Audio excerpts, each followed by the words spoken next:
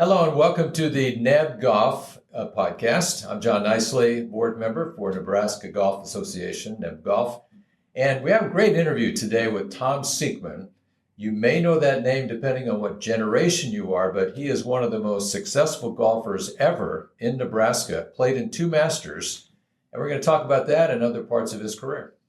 And this interview is brought to you by our corporate sponsors, Union Bank and Trust and OrthoNebraska. Well, Tom Sieckmann, it's sure great to catch up with you again. I mean, it's been a while. Yeah, it's been quite a while. And you've had such a storied golf experience all these years. We were talking before, and we're kind of thinking of Masters Week because as we talk, the Masters is coming up. And you had the privilege to play in it twice. So I thought I'll set a little background and then we'll get you up to where you got to be at Augusta playing on that famed golf course. Sure. Back when you were in high school, it was just plain Millard, right? That's right. There was no in fact, Southwest. my first year of high school, my sophomore year, was when what they call Millard South now just opened. So that was the first year of that school. Okay, that's been a while. It's been a Back in the while. 70s at some Yeah. point. And you, as your talent at golf, I mean, you played a professional career, made a career out of it, but back in the beginning, were you like 9, 10 years old? How'd you get started? Well, actually, people have a tough time believing this sometimes, but when I was born, my dad was a high school basketball coach and an English teacher at York High School.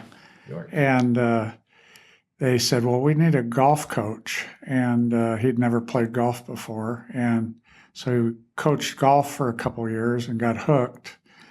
And at the time, he realized high school teaching and coaching probably wasn't a great future for his family. So he got in the insurance business, and we moved to Hastings, which is where my family was from, that area, Hastings, Axtell area out there by Kearney.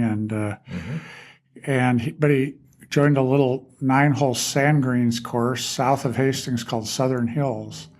And he got hooked on golf, and I used to go out with him when I was 2 years old. I had a little 2-wood or something that and he would pull his cart, and I'd kind of walk a little bit, and then I'd get on the back of his cart and hit 3 or 4 shots. So that's about when I started, 2 years old. 2 years old. So 68 years ago. Okay. Somewhere along the line, your swing kind of developed very well. Huh? Well, I played a lot of sports. I played a year of college basketball.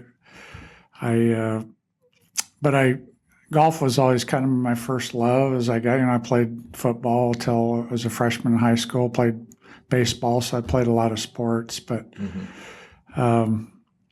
golf was always kind of my first love, and I just stuck with it, and gradually got better over time. So your high school golf was played at Millard then? Yeah, at Millard. Yeah. Did you win a state championship or? My sophomore year, which at that time freshmen didn't play, it was just sophomore, juniors, and seniors. I lost in a playoff at the state high school. It was just an 18-hole tournament then, and didn't win it otherwise. But I did win the state junior, I believe, when I was 16. Which would have been a summer tournament run by the Nebraska Golf Association. At that time, there was a guy by the name of Dell Ryder that kind of ran it out of Grand Island and ran all the junior tournaments. And, the one thing I love about Nebraska, despite growing up here where the weather's not very good and we don't have a lot of tour pros coming out of here like we do in Texas, California, and Florida, but they've always done a great job promoting and trying to run junior golf tournaments. And we're still doing that. That's too. right. Yeah, youth on course.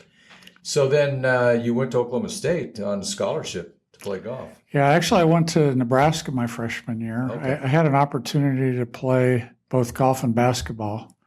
And so I played 3/4 of a year in basketball and got tired of practicing hard and not playing. I wasn't very good, but I wanted to give it a try. I got it out of my system and just kind of decided I wanted to focus on golf and had the opportunity. I met some of the players on the Oklahoma State team and played summer tournaments with them that summer, and they kind of convinced me to come to a little warmer weather where people were maybe a little more serious about golf at the time. Yes. And so I transferred down there. I'm curious, was Joe Cipriano your coach in college basketball? In college basketball, Joe Cipriano was coaching, but he was battling cancer a little bit at the time. And Mo Ibo was he was assistant coach, but primarily coaching. And then the guy that kind of coached me was Al Nissen. I don't know if you remember Al Nissen. Do. But yeah. But Al Nissen had played a little bit in the NBA or got close and was our coach and worked our tails off. And you're tall. You're 6'4", 6'5"? One time I was 6'5". I have had a little bit of degenerative disc disease in my back, so I've lost a couple inches in height. Something happens as you get older. Those happens, yeah. Posture gets a little worse. So from the transfer to Oklahoma State, I mean, they have their own golf course for the college. Now they do. It's interesting. I mean, they have phenomenal facilities. At the time, we played on a public course that didn't have a driving range. We had a little area outside where we could hit shag balls, and in that time, but they still had a great program there. There was a guy by the name of Laban Harris that was there for a long time who had retired, and but had kind of built the program based on really being a good teacher. And there are people like Greer Jones and Bob Dixon, a lot of older players that had gone on to play on the tour. But went down there, and Mike Holder was the golf coach who later became the athletic director. But he was a real fundraiser, and they basically endowed their golf program. They were talking about building that golf course when I was there. I graduated in 1977, and I don't know exactly when they built Karsten Creek, but probably in the 80s sometime, but they pulled the land together, and now their entire golf program is endowed, which is pretty amazing. Yeah, pretty unusual. It is unusual. So Oklahoma State was a powerhouse in college golf. Did you have a good college career? That's a good story. I was there 3 years. I had to sit out my first year because in those days when you transferred, you had to sit out a year. So I only had 2 years of eligibility. That was a tough year. But the 3 years I was there, we finished first and second in the NCAA tournament. Oh, so we had really good teams. We had 4 All-Americans. So we were really only playing for one spot on the team. Actually, I didn't get to play in the NCAA tournament. My junior year, which is the first year I was eligible, it was kind of between me and another guy, and the coach said, well, this guy's a senior. He's been around. I'm going to take him. And then my next year, we had a big freshman that came in, and it was kind of came down to me, and the coach said, well, we're going to take him because we're going to develop our team for the future. So those are things that happen, but those are good stories that I tell my juniors that I work with, because sometimes, college golf, high school golf's a little different because you kind of have to follow what your coach does. But the beauty of it is, even though I never technically got to play a lot of tournaments. The coach was good about letting us play and earn our way. But, I always tell kids you got to stick with it if you have the passion for it, because, there are I was a late developer as far as golf goes. I was a good athlete, but I was inexperienced on a national basis. I didn't have the money as a high school player to go around playing national tournaments. And so compared to a lot of the kids that I was there with, I was pretty inexperienced. But I ended up probably being the second most successful of all those players that was on my team on the tour. The tour? Yeah, we had David Edwards was on the team, and he won I think 4 or 5 tournaments on the tour. Not a real well-known name, but Bob Twake was a freshman the year after me, and and he obviously was very successful. But of those three All-Americans, all of those tried a little bit to play, but I progressed past them. So, Sure you know, sometimes in any sport, right, sometimes you develop later. Mm-hmm. And if you have a passion for it and a talent, then sometimes, you know, Ben Hogan, I think I can't remember the exact dates, but, you know, there was an example. I think he won his first major when he was like 34 or something. So, wow, you know, he did develop. Yeah, he developed late. So you got to the end of Oklahoma State, and then you had a decision to make. Am I going to go pro? Yeah. Well, it wasn't much of a decision by the end. I had some success in some summer tournaments. I made the Sweet 16, and the Western Amateur was a big tournament. I think I had a 5th place finish in the Senahana and Amateur, which is another big one. And there was no question that's what I was going to at least give it a shot for a couple of years. Mm-hmm. Your dad's name was Whitey, right? Right. I mean, he had to invest in you a little bit along the way to of course get you to some of those tournaments. He was a good father who cared and did whatever he could to help me out, and was my teacher early on, and you know, always supported me. A lot to be thankful for there. Yeah, for sure. Well, you found that success, and you realized before that, yeah, I can play. I'm with these guys. I can reach that level. And were you do you have to qualify on Mondays to get in tournaments when you turn pro? Well, when I first started on the tour, yeah, there was still Monday qualifying, and you have to. Then I had a tour school that was at the end of the year. There was stages, and then the finals were 6 rounds, and the numbers weren't very good. You know, there were probably 4,000 or 5,000 people that would start out, and they had 50 spots. Wow. So if you thought about it rationally, you would have probably said, you know, I probably need to get my insurance license or something. But that was my passion, and I was going to give it a try. And first couple of years were a little tough, but I did manage to win a couple small pro tournaments and along the way, and it encouraged me to keep going. Mm-hmm. And you played some overseas, didn't you? Well, in those days, that was really the only option. There was no Corn Ferry Tour like today, so the only real option was to go overseas and play if you wanted to really play in real tournaments. You know, there were some what they called mini tours where you'd put up money and play for each other's money and play in carts, and it wasn't really it was something to play in, but yeah, the summer after I graduated from college, I went to Europe and played for 7 weeks, and then in February I went to the Far East and played Philippines, Hong Kong, Singapore. You know, 10 weeks. Pack up a suitcase with all different clothes for different weather, because most of those places were close to the equator and it was hot. And then by the time we got to Taiwan, Korea, and Japan, the last 3 weeks, you had to pull out your long underwear. And I had to take enough golf balls over there to last you, because you couldn't get golf balls over there. Oh, no way. Yeah, there's a lot of crazy stories about the Asian Tour. I mean, at that time, you know, now with cell phones and television, there was no English newspapers. There was no English TV.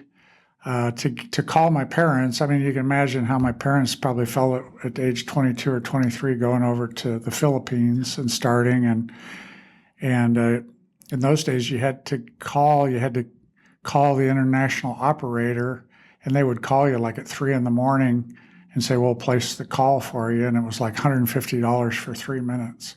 Wow. So I would just maybe call my parents once, and they were obviously worried about me. And Sure. but, you know, the world has changed, obviously, a great deal since 1977, 1978. And but I mean, I had to eat a lot of strange food, got sick a lot. You did. I got malaria actually one year. Mosquito bite? A mosquito bite, you know, and fortunately I was in a place where it wasn't uncommon, because you can die from malaria.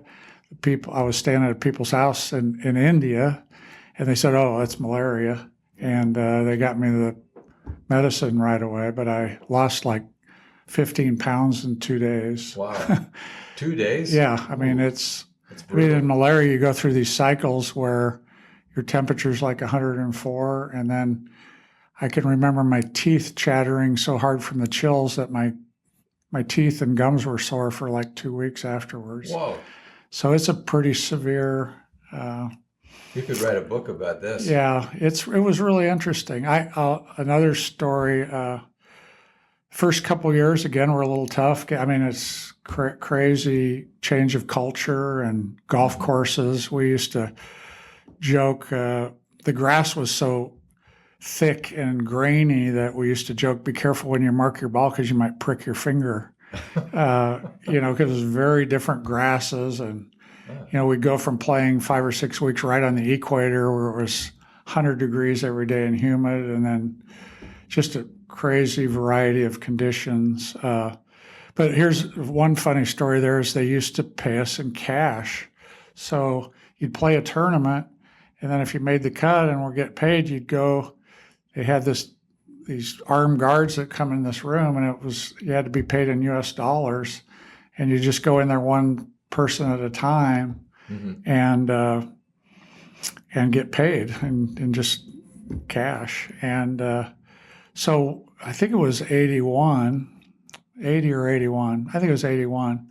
So the first tournament of the year was at the Philippines. It was always a pretty big tournament. And I remember I was playing with Fuzzy Zeller. They brought Fuzzy Zeller and Chichi Rodriguez over there. Wow. And I was in the last group with those guys, and I won the tournament.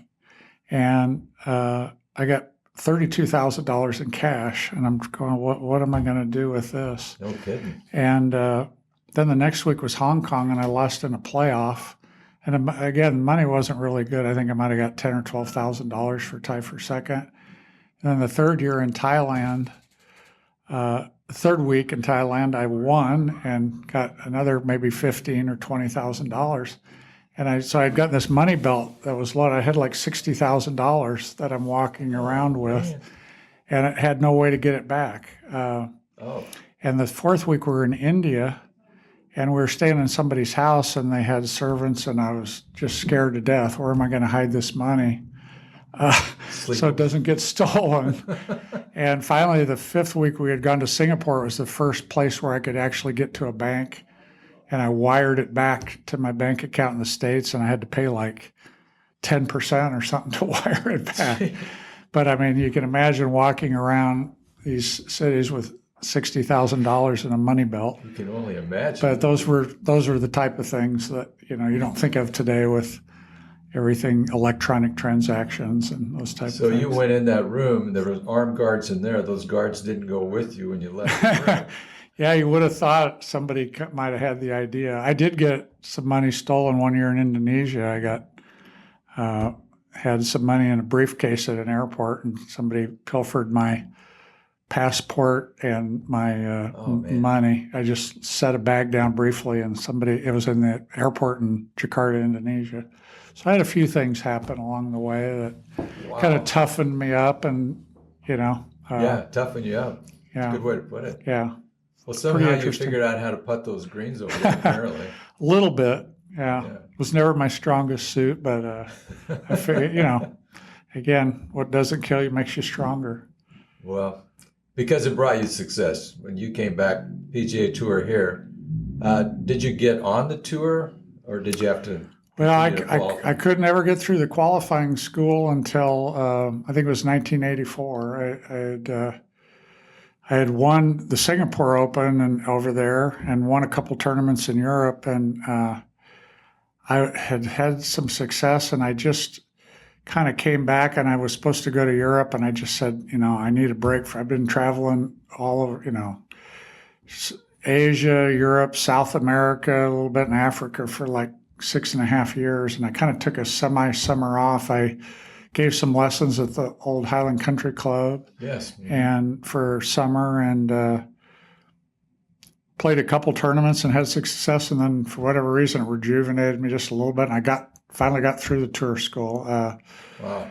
I just remember it was in Palm Springs, and it was myself and I used to play foursomes in that days. It was myself and Paul Azinger and Phil Blackmar. We were all tied coming to the last hole, and I Wow. finished second. So it was a group of players that ended up, Paul Azinger won a couple majors, and so that was a big relief. The 6-round qualifier. That was a 6-round qualifier. Yeah, that's such a grind. It's a grind, and it's just so much pressure. Probably the most pressure I've ever felt. I think even when I won a tournament on the tour, getting through that qualifying school the first time to get the opportunity, that was the most pressure I ever felt, because I just had, you have to be playing well at that time. The beauty of, I think, what they've got going on, or at least have had going on the last few years, is where you can earn your way out through the Korn Ferry Tour, which is playing over the course of a year. So if you play consistent, you're always going to have a few off weeks in any sport, right? You're just not mentally sharp, or your swing gets off a little bit, whatever it is. But that was always the most pressure. It's just trying to, because that was your only opportunity to make any kind of consistent money. Wow. What was your first phone call when you qualified? Definitely my parents. I remember the first, when I qualified, call my parents, and I had a small contract with Ping, and I bought them each a set of irons with their name engraved on it. I just kind of remember that. That was just one awesome little, and of course, even on the tour in those days, where the tour was now all exempt, so we didn't have money qualifying anymore, but the money still wasn't really great at that time. In fact, I can't remember if it was my first or second year on the tour. I think it was my second year, because I think my first year I didn't make the top 125. I finished about 130. So I had to go back to the qualifying school again in Orlando, and I won it. So I got through.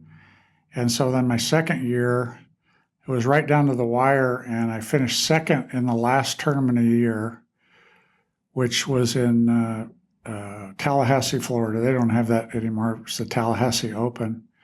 And I tied for second and won $10,000 for that tournament. I mean, think about the money they're playing for today. And I think I made $44,000 for the year. I finished 125th on the nose. Wow. And I think I spent $95 just in traveling expenses, paying my caddy. And I thought I was king of the world. And so obviously, logically, it wasn't a very good place to be. I mean, logically. I think I got a $9,000 check from Ping at the end of the year for endorsement, and maybe a $5,000 check from Titleist. So dug myself in a big hole, but I thought it was king of the world. Made the top 125. Today I think it's they've cut it down to 100 now, but it's going to be several $1 million to make the top 125. So things have changed. Well, talk about pressure in that round. It was the last round of the year, last tournament. So you had to be feeling that as you were going through, knowing your standing. Because again, if you don't make it, you're back to the qualifying school. At that time, that was still the only way. All that travel toughened you up. I gotta think that's part of it anyway. That's amazing. I mean, that story is it's great to hear. I mean, you're over here, aware of you over there playing, but hardly aware. You have no idea what you're going through. Right. There'd be a lot of lonely times, I would think. I mean, who do you know? Well, players. In those days, overseas for sure. I mean, you got to be really close with a lot of good friends because you were traveling around, and even on the tour, there were a lot of players that were in sort of my area where we were struggling to make that 125 and playing practice rounds. So there's kind of some camaraderie in that group. We're all battling, and we're somewhat empathetic for each other because it's a struggle. We're all trying to get, to that top 30 or whatever. So, but it's definitely lonely. I mean, it can be. You spend a lot of times in hotel rooms, and I think for some players, tour's changed obviously a lot, and all for the better. I mean, the players are better now. They have their personal trainers with them, and their swing coaches, and they're flying on their own planes, on jets. When our first few years on the tour, when we go to the driving range, we had to pay for golf balls. It just changed so much. You had to buy a bucket of balls and give them $3. I mean so things have really changed. I think again, all for the better. I mean, but I would, a lot of players would tend to party a lot in those days, because there's a lot of downtime at night, and I just really got into reading books, and so that was kind of my thing. I had a lot of interests, and so I read a lot of books. Yeah, interesting. Yeah. Well, so then in 1988, the Kingsmill tournament comes along in Virginia. Yeah. And you won that tournament, PGA tournament. Yeah, it was quite a change for my life. I'd had a terrible year, obviously, actually going into that. In fact, I had a little backstory there. It was about June, and I was dead last on the tour in putting stats, and had really only made about 3 or 4 cuts. Just really hadn't played well. Was hitting the ball okay, and I had tried to go see Dave Pells a lot. I had gotten to know him a little bit, and the way he worked is he wanted you to come in to where he was teaching. He didn't really go out on the tour and work with you. And in fact, people might know he just passed away last week. Oh, I didn't know that. Yeah. He had been battling cancer for a few years, but he really turned my putting around. I went to work with him for a day, and the first tournament after that, I putted better, just missed the cut in Atlanta, and then I had 2 good finishes where I putted well, and then I won. So he made a big. He was really the first great putting coach and short game coach, and that made a big difference. That's why I'm a big believer in getting great coaching. Yeah. Well, I think I remember the Kingsmill tournament because I was watching it. And you went to a playoff with Mark Wiebe, right? Right. And if I remember, in the playoff, you had hit it over the green.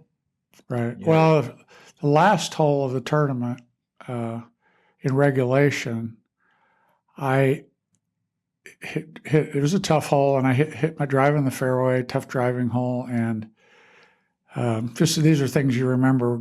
People are always amazed how golfers can remember shots they hit 20 years ago, but I can remember my being out there, and the adrenaline's flowing pretty good, and sometimes caddies don't quite understand how you're pumped up.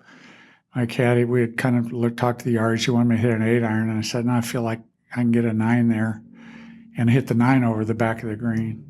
Oh. But I chipped it up a foot away. I remember the chip made shot. the putt.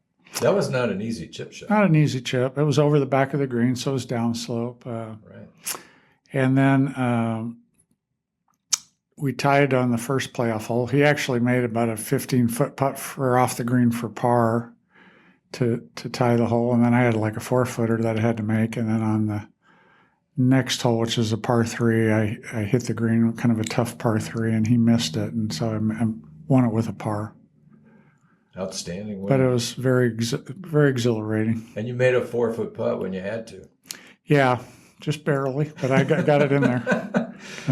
Because a 4-foot putt can not be easy. Yeah, that was that time, when we were playing for a whole bunch of reasons, the equipment, coaching. We were statistically, we were about 50% from 6 feet, and now the players are about 50% from 8.5 feet. So that's how much better everything has gotten. Coaching and equipment. Coaching, equipment. I think players are better. So interesting. A lot of reasons. All right. Greens are a lot better. We played some pretty rough greens at times, even on the tour. Yeah, compared to what an amateur plays, they would think those are pretty good. But as a professional, not necessarily. Right. Well, what it did was it got you into the Masters. That win, I mean. That's right. In those days, that was the only way you could get in, was a win on the tour. Well, or I think there were some invites, but I don't recall if there's anybody from Nebraska that's ever played in the Masters other than you. Would you have any idea? I don't really know. I know the kid from Scotts Bluff, Lashley, I Nate think. Lashley. Lashley, and he's won. I don't know if he played You know in the what? Masters or It was not. the COVID year, and they didn't have it. Oh, Yeah, they played in the fall that year, I think, with no fans. But yeah. I don't know. So they've they've changed the criteria. I don't think actually a win. I could be wrong about this because it's not something I follow real closely, but instead of a win getting you in, it's like top 50 in the world rankings. I think it was for a while. I see. And so, and then things like past champions and stuff. So that may not have gotten him in. I apologize for not knowing whether he got in or not. But Yeah, we had just talked about it recently. He helped us with our banquet this year. So, oh, good. But the fact that you got in the Masters, I mean, did that have a special feeling for you? I mean, Oh, for sure. I think it's the tournament. I think when you grow up, certainly the U.S. Open is one, and I think I played in 10 U.S. Opens, and I was able to qualify for a couple U.S. Opens before I got my tour card. I think I played the first one at Inverness in 1979, and then I played at Pebble Beach in '82 when Watson chipped in. oh yeah, I made the cut there, and so I had a little bit of experience in the U.S. Open, but I think the Masters is kind of just that one tournament, and at least for me. And I thought it was a course that I could play well, and I went. I got to be friends with the head pro there at the time, who actually originally was from Iowa, a guy by the name of Dave Spencer, and I went in there. Once you are in the tournament and you get your invitation, you can go play the course, but you have to play, at least at that time, you got to play with a member. So I called him, and I stayed at his house for a couple of days, and we played golf at Augusta. So that would have been in early November, and it was kind of 60 degrees and damp, and that was my first time playing the course, and it actually seemed pretty benign. I thought, what's so hard about this course? I mean, to see it for the first time was cool, and I really, as everybody says, TV doesn't do it justice because you don't get a feel for the slopes and that sort of thing. But I thought, this just doesn't seem that hard. I don't know why it's so hard. And then I got there before the tournament, and the putt that I was playing right edge in November was suddenly 2 feet outside the hole, because the greens, instead of soft and green, they were kind of blue. And one thing I remember about that first year, on 16, the par 3, I had hit it up on the right-hand slope, and the pin was on the bottom, and it was a windy day, and there were like these little pine straw, they call it pine straw, and it was just covered all over the green, and you couldn't possibly pick it all up to pieces. And I'm kind of standing there looking at the putt, and then Marshall's standing right there, and he says, "Oh, the last 5 people that hit it up here putted in the water." in the water. Yeah, because the pin was kind of on the front left, which is kind of one of the typical first day pin positions, because down the slope, and it was windy. And again, one of the shots you remember, I just touched the putt, and it's bouncing off this pine straw, and it just hits the hill and zooming, and it looks like it's going in the water, but it hit the hole and went in. So those are one of the few things I remember Was about that in that a practice round? That was in the first round of the tournament. In the tournament? Yeah. What a joy to see that go in. Yeah, because a lot of bad things can happen there. In fact, that same round, I was playing okay. I think I was maybe even par 1 under going to 12, the other par 3, and misjudged the wind, as a lot of people do on that hole. It takes you a while to learn it, and even after you've played there 100 times, people still misjudge the wind. And I hit it up in the pine straw above the green and lost my ball, made a 7. So that was kind of my downfall that year. You wouldn't expect to lose a ball there. Yeah, par 3. You wouldn't, but that happens sometimes. Well, with your experience, you got to move on. Yeah. Well, and I had the privilege of actually covering you in that first Masters. That's right. In fact, you got your name drawn to play the course after the tournament, if I remember right. I did.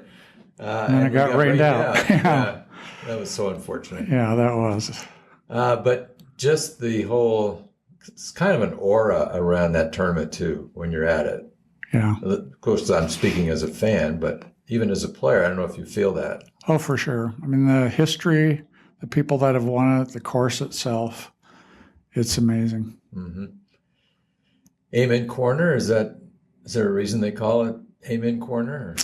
Yeah, I think what makes it so difficult, we've got the Rays Creek going through there in the water, but the wind really swirls, and it's very difficult to judge. The pine trees are tall, and it doesn't matter what the direction of the wind is up above the trees, it tends to want around in the trees. Very difficult to judge, and that's what really makes it tough. You can make some birdies. In fact, I can't remember, it's my first or second year there, but I did make an eagle on 13 and got some Masters crystal, which is kind of one of the kind of cool things about it. They give you for eagles, or I don't know what else, but they have these little specially made Waterford crystal glasses that cool. They give you so that's one of my few mementos that I tend to keep. Great for your family to have down the road too. Right.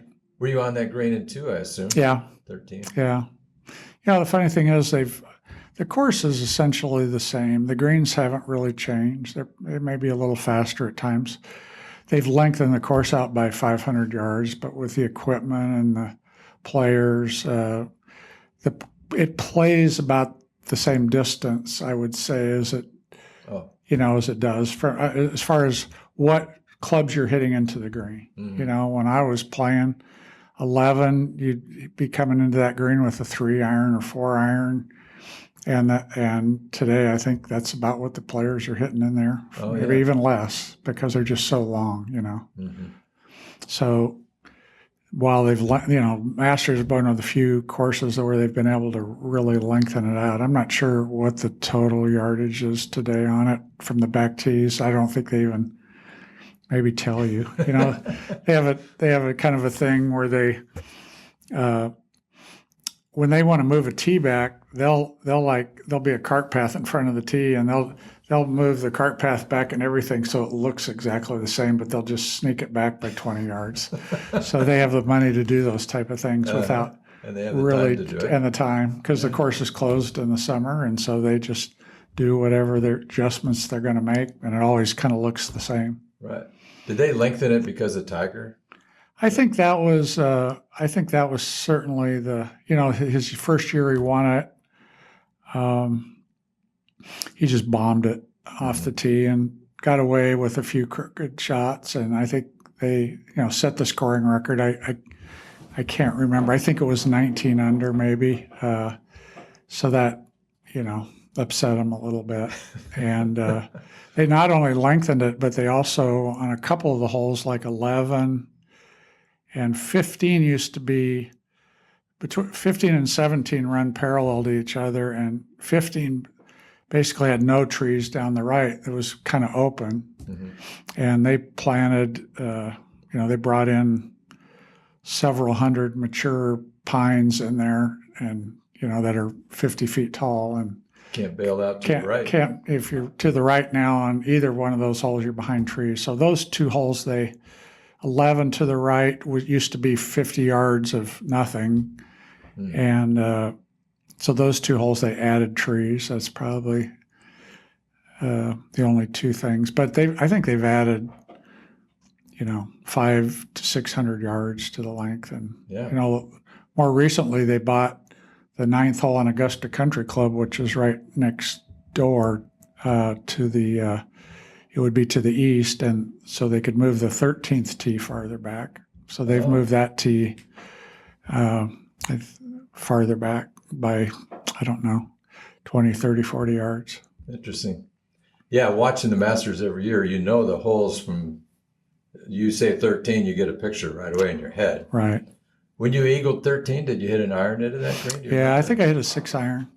And I think, it's one of the holes where the shape, they always say being able to play right to left, a draw for a right-handed player is an advantage. And it is, because a hole like that, if you draw it with the slope, it'll bounce way and go way down there, I think when Bubba Watson won, he hit a wedge in there or something, because he's left-handed, but he's hitting a fade. So they actually say, tour players tend to like to fade the ball. So they actually have said, again, this is theoretical, but that it's actually easier course for a left-handed player because they can fade it around the corner. Drawing it's a little harder. Interesting. So you never think about that as a fan. Yeah, but Bubba Watson won it twice, and Mickelson's won it a couple of times. So fade for a left-hander. Well, you would appreciate having played the course when Bubba made that shot from the trees in the playoff. Right. And he had to bend it forever. Yeah. And he pulled it off. In that case, he hit a big draw. He's a creative player. He's able to do it both ways. But always with a driver is always like a 30-yard fade. Yeah. Well, so you qualified for that Masters because you won a tournament. Right. And then the next year, you finished in the top 10 of the U.S. Open? Let me think about that. Yeah, so that would have been 90, I finished 7th or 8th, something like that, at the U.S. Open at Medina.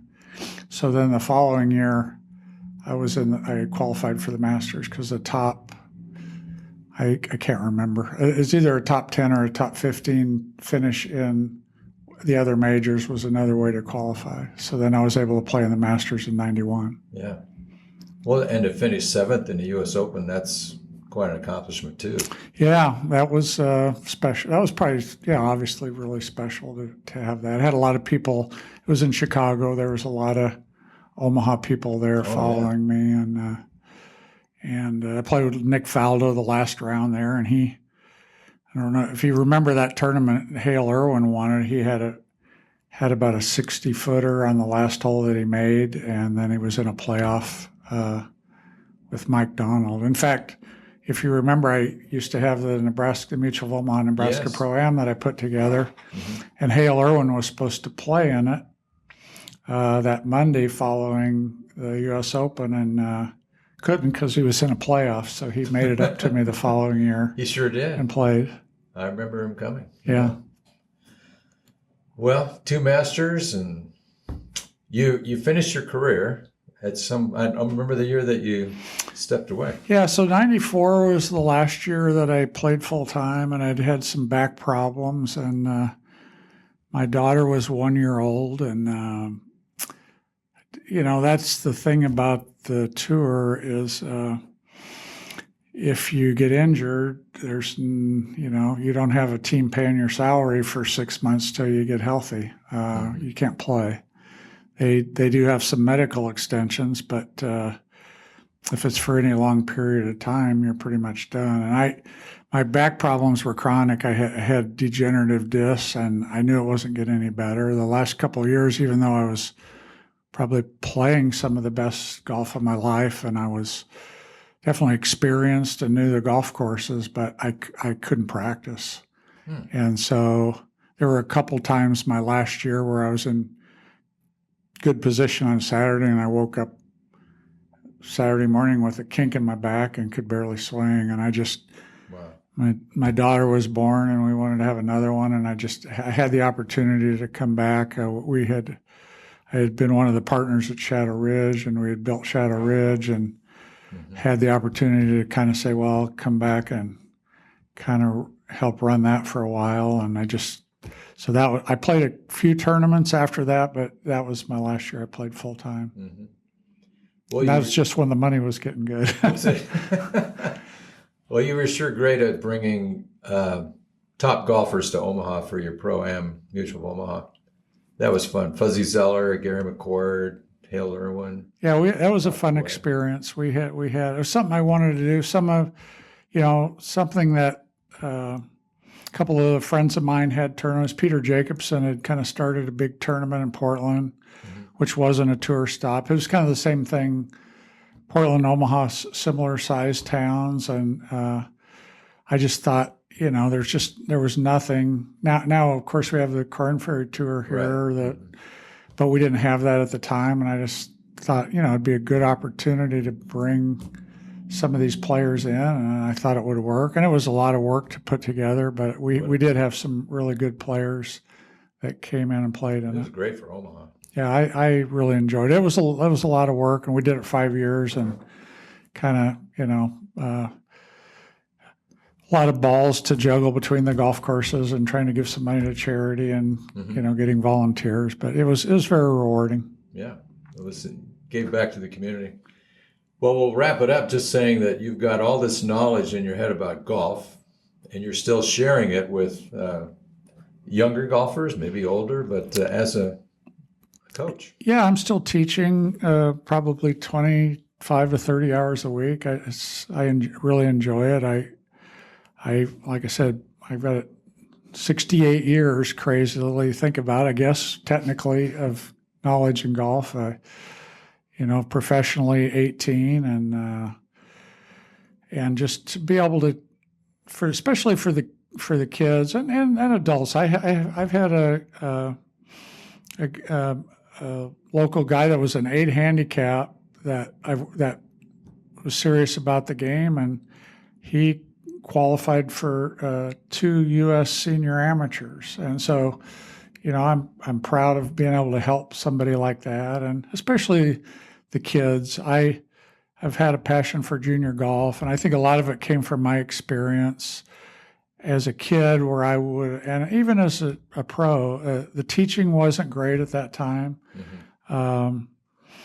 We didn't have the technology that we have today, and we didn't have the knowledge about golf, and so the successful teachers were very much self-promoters and good at self-promoting, but not necessarily that good at coaches. And so I just thought, toward the end of my golf career, if I could help kids learn that really had a passion for it, are willing to work at it and struggle through the difficulties of this game, because it is a difficult game to learn. There's a lot to it. Yes. You got to learn the motor skills of full swing, the short game, and putting, which are all different. And then you got to learn to make decisions and have the right attitude and put up with lost balls and triple bogeys and still come back. I think there's a lot of good life lessons in golf that kids can learn, when you're competing, and you have to enforce the rules, right? Because as competitors, we have to enforce the rules for the other players in the field. Sometimes that's not an easy thing to do. So there's a lot of good life lessons that I think kids can learn from playing golf, and the fact that you can't become good without putting the work in, and you have to really work smart, not just hard, and you have to continue to improve. So I get a lot of joy out of it. Yeah, well, a lot of people are benefiting, I'm sure. Thank you. Yeah. Well, Tom Sieckmann, a real gem in Nebraska golf, and so great to just go through your whole career again. There's several generations that wouldn't be aware so much of what all you've done, and yeah, that's true. representing our state at the same time. Tom Sieckmann. Thanks, John. It's great to spend time with you.